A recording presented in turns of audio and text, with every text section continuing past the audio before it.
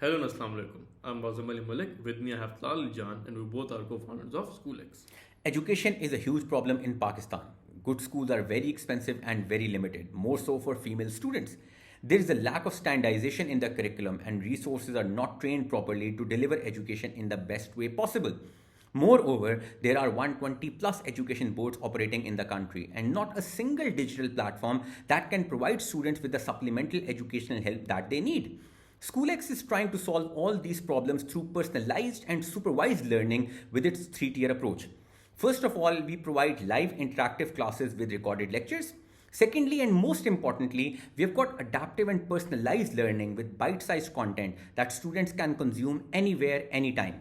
Lastly, we have got dedicated student counselors who keep a track of students' learning experiences and outcomes. EdTech market size in Pakistan is supposed to grow to $1.4 billion by 2025, and our projection and growth have been like this that in the past year, our total revenue was 20,000 USD, and in the first 3 months of this year alone, our revenue stands at 36,000 USD without burn.